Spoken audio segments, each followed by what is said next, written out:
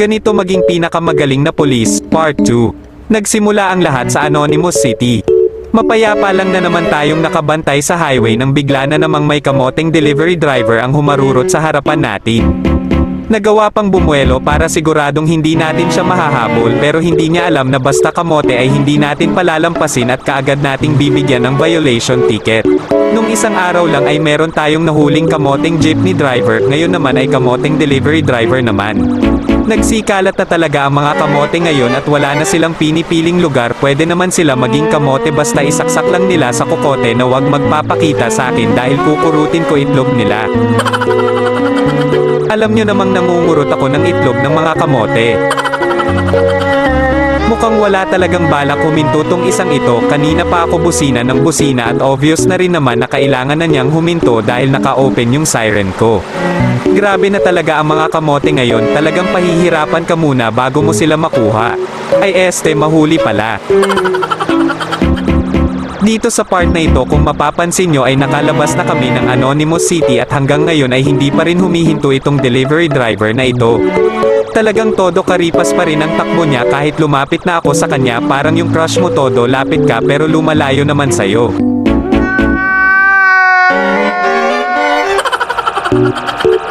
Sa wakas ay huminto na rin itong delivery driver na ito matapos ang mahaba-haba naming habulan, dahil dyan ay ticket ka sakin, pinagod mo pa ako maghabol.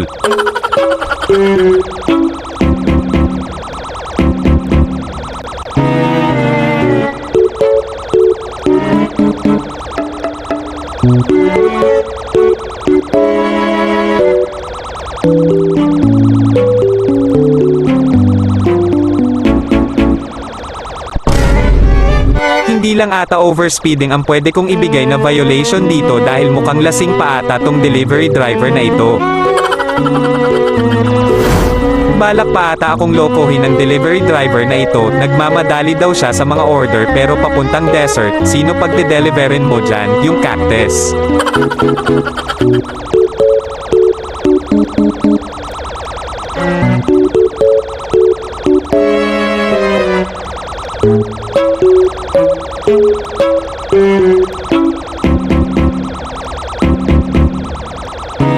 Check lang muna natin yung sasakyan na gamit niya at baka mamaya ay hindi lang talaga overspeeding ang pwede nating maibigay na violation sa kanya. Kapag kasi nang huhuli kami ng mga kamote, hindi lang talaga kami basta nakafocus sa kung anong violation ang ginawa nila, talagang check namin lahat para matuto at madala sila. Wala naman tayo nakitang mali kaya naman ipapakuha na natin yung lisensya ni Bossing para mabigyan na natin ng ticket at makapagronda na ulit tayo.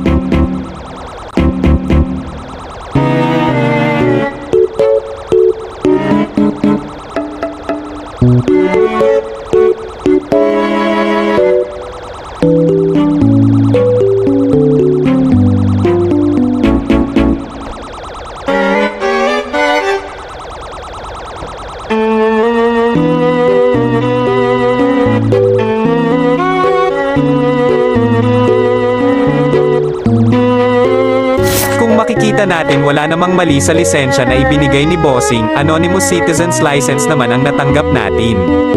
Bukod doon tama rin naman ang naka-register na plate number kaya naman violation na lang talaga. Gustuhin man nating hindi na lang bigyan ng violation itong kamoteng delivery driver na ito ay hindi natin pwedeng gawin kasi kahit sabihin nating kompleto nga siya sa papeles ay may nilabag pa rin siya.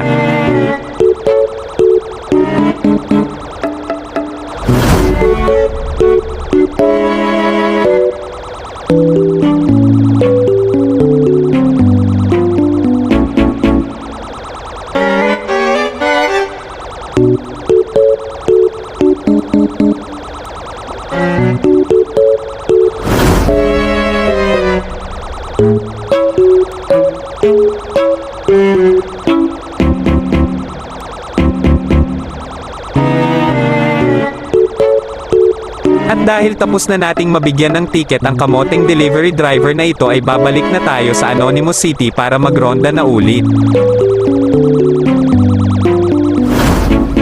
Kaya dapat kapag sasali kayo sa roleplay namin ay siguraduhin yung may lisensya at hindi kayo kamote kung magmaneho dahil kung hindi ay kukurutin ko rin ang mga itlog nyo.